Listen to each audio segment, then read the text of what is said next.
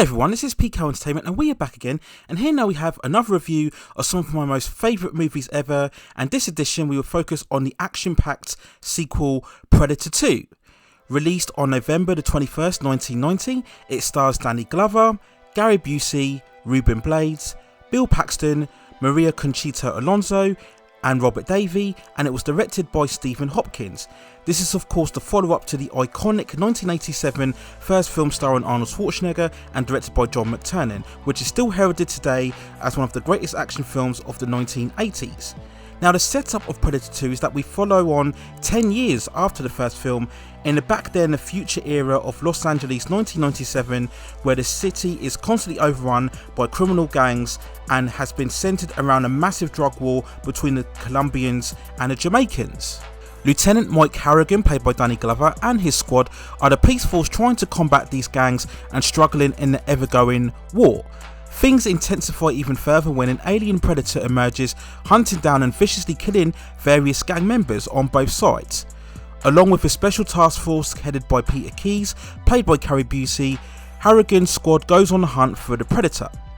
Now overall I love Predator 2, it's such an action-packed and really quite a ferocious sequel, full of great set pieces, hardcore violence. It really moves at such a relentless pace, and this is really highlighted by the opening sequence, which goes on for around about 5 to 10 minutes, where we see the opening gang war between the Colombians and the police force, and we see the police force emerging. We have that great tracking shot of where we see Danny Glover as Harrigan running towards the scene and knocking off the car door and going ahead and taking on all of the Colombian threats, and it's a terrific and spectacular sequence as we're really thrust straight away into the gangland war, and I think it's a great way to really bring you into this film.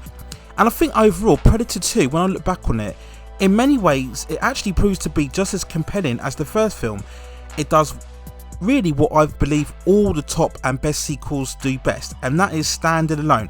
Yes, there is a reference to the events of the first film where we look at really 2/3 of the way through the story, but other than that it really relies on its own, and you don't really need to watch the first film in order to get into this movie, and that's what I think makes Predator 2 such a great overall film. Setting the story in a city landscape overrun by gang wars really offers a different dynamic to what we saw in the first film, because now you're throwing everything out into the open. Now yes, the claustrophobia of the first film has been lost to an extent, having everybody trapped in the jungle, but Predator 2 still manages to generate a lot of tension and suspense and really upholds that relentless pace, as I mentioned before, right the way through the movie. Now the Predator, for me, remains one of the most iconic monster villains within all of cinema, and in this film he's every bit as awesome as what he was in the original.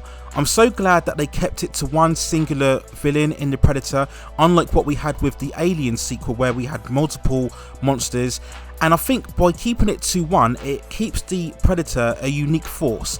It doesn't diminish him in any way. The fact that the whole movie is centered around this huge singular threat, I think adds a lot of menace to him as what it did within the first film, and they really added certain layers and depth to the Predator overall in this film. They gave him a new set of weaponry and tools. We get to see him exhibit this huge long spear early on within the movie when he's taken on Jamaican gangs.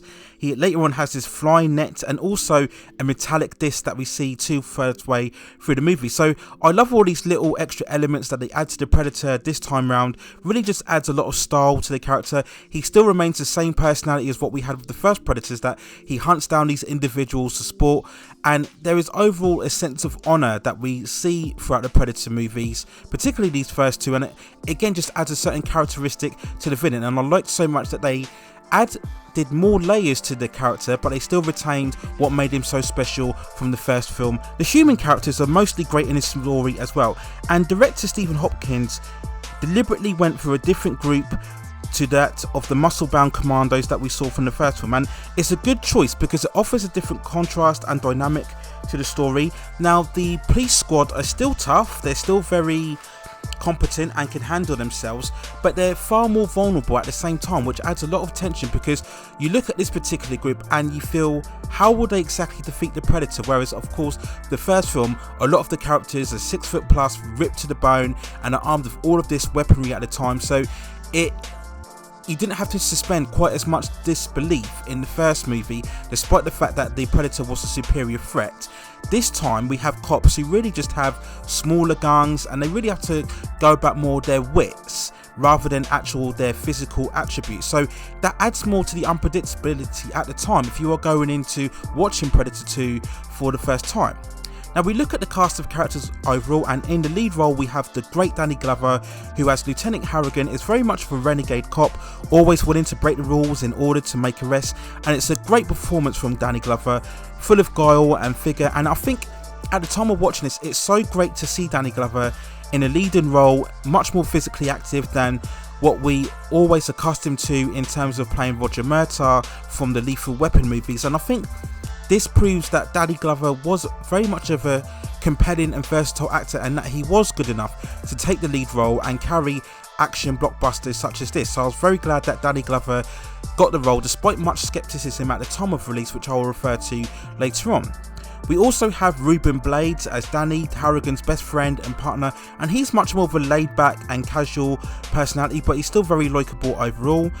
Maria Conchita Alonso is the female interest, Leonie, and she's very tough, very streetwise, very savvy, and I think it's a very good performance from her. And it's very great to see that we have a strong female character that can handle her own, and there's no push or suggestion that she is who she is because or her femininity. The film never draws on that. She's just straight away this strong, very resolute character, and I think that was really what was different in movies in the past such as Predator 2 as to movies as what we are seeing now, where there's so much of an agenda and an initiative to focus on a woman's femininity in order to make her special, when as we see in Predator 2 you don't need to do that. All you need to do is make her a strong, resolute character, and she will be able to stand on her own very well. So very good performance from Maria Conchita Alonso as well. And another great performance, we have the late Bill Paxton, and his nickname is the Lone Ranger, and he's very much the comic relief. He's the new cop on the squad. He's very confident, full of himself. He has a great charisma and personality. I love the first scenes that he has, particularly with Maria, when he tries to make jokes of her and she essentially grabs him by the balls because she's not very impressed by that. And I also love the following scene when he meets Lieutenant Harrigan for the first time, who outlines all the horrors of the gang war, and he talks about supporting one another, and he asks Bill Paxton, why is he getting involved in this? And he adds the great line, the door swings both ways as well. I just love this great introduction to all of these characters. Like I said, they all have their own personalities as well, and I think it's overall a great cast of actors that they got to play these roles. Also, we have Gary Busey as Peter Keyes, the leader of the secret task force who was sent in to investigate the Predator, and this is much more of a serious, maybe slightly sinister role, mysterious role that we have for Gary Busey. And I always say that Gary Busey is one of the most underrated actors. He had very prominent roles throughout the 90s, if we look at in particular Point Break in 1991, and also later on in Under Siege as well. And I always think he's one of those great supporting actors. I love all of the scenes between him and Danny Glover, as we see that Harrigan and Peter Keyes are constantly butting heads as things escalate throughout the story, how exactly to pursue the Predator. I love the scenes in the police office where Danny Glover grabs him against the wall and he claps his hand and he walks away from him, and later on again when they meet up later on 2/3 of the way through the movie when they're discussing how exactly to take on the Predator. So just another great performance from Gary Busey as well. And overall, I think Predator 2, it has so many great scenes throughout this movie. We look at in particular some of the standout sequences, which includes the exhilarating train shootout and chase 2/3 of the way through the movie. We have the tense confrontation between the Predator and Keyes' men when they're looking to stake him out in the slaughterhouses. And one of my most personal favourites, of course, is the meeting between Lieutenant Harrigan and a Jamaican drug lord, King Willie, and he talks about the spirits and the Predator coming from the other side, and you can't see the eyes of the demon. I love all that lines as well. Great performance, great standout scenes. And of course, without spoiling too much, we come to the eventual climatic battle, and for what is many people a distinctive part of Predator 2, where we get the climax at the end and we get hints towards the later on crossing over movies of between Alien and Predator, two of the most iconic monster movie villains of all time. So I'm also glad that they managed to retain Alex Silvestri's classic musical score from the first film. which again, like that movie, brings so much of the pace and energy and the suspense to this movie. For me, it's one of the truly all-time great musical scores of the 1980s. He's a great composer, Alan Silvestri, and I love all the typical quick drum beats that we have throughout the movie itself. Again, just adding to that quick pace and intensity and keeping you on the edge of your seat throughout the whole movie. So if I had to give a score for Predator 2, I would give it a 9.1 out of 10. And when we look back on the release of Predator 2, on a budget of near 30 million, it managed to gross only 57.1 million. So it wasn't indeed the smash hit that many studios were looking for, making a sequel to one of the most iconic action films of all time, as I mentioned before. But as I mentioned in my Grease 2 review, it's always difficult to follow up such an iconic blockbuster, and make no mistake, Predator was indeed an iconic film when it was released. Audiences are always going to compare the sequel to the first film, no matter how much of a standalone story it is. This is why we see so many times that sequel try to retain the main lead characters from the first film.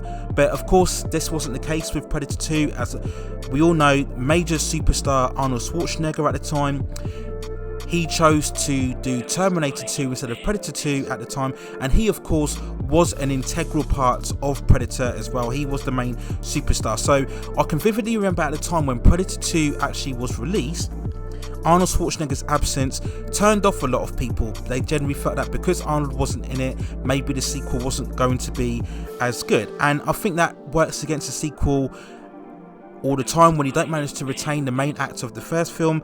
And as great as Danny Glover was, he wasn't the massive superstar that Arnold Schwarzenegger was, who at the time, you know, was following on from the likes of Total Recall and Twins, etc.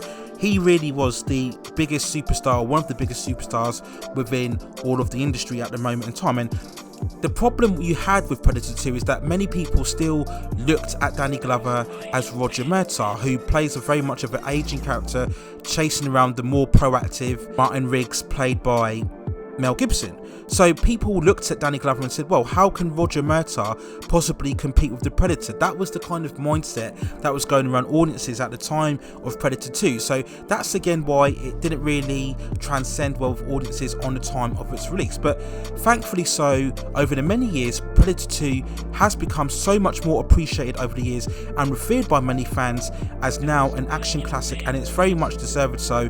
Now, it may not be quite as iconic as the first film, but in many ways, it's just as good as the original film. But you just have to really appreciate the different approaches and the different plot that Predator 2 takes in order to transcend its story. And like I said, it truly is one of the great sequels because it doesn't try to imitate the original. You don't have to watch the first film at all to truly appreciate how good Predator 2 is. And for anybody who hasn't seen either Predator movies, I would say the same test that I mentioned with both the Grease movies is that, as an experiment, watch Predator 2 first and then watch the first Predator, and then you'll probably appreciate more how great Predator 2 is in comparison to the first film as well. But as I mentioned before, such a great film, relentless, spectacular action, fueled by great performances from all of the cast involved, really understating how much of a brilliant and iconic movie monster we had in the Predator, one of the most iconic villains for me in the 1980s,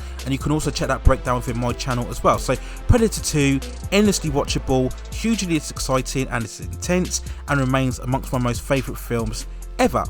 So those are my thoughts and feelings on Predator 2. Let me know what you think in the comments below. If you've already seen the movie, how do you think it compares to the first film? Do you think it's inferior, or do you think there are certain elements which it actually improves on the first film? How do you think it would have fared if indeed Arnold Schwarzenegger had reprised his role for the second film? Do you think it would have made it better or worse film overall? And if you haven't yet seen Predator 2, check it out definitely, and once you have, please come back to this review and let me know in the comments what you think of the overall film. Please also hit those like and subscription and notification buttons so I can provide you with more high quality reviews and content such as this in the future. But that's it for now on a spectacular action sequel classic in Predator 2. Take care of yourselves, stay at safe distances, and I will see you very, very soon.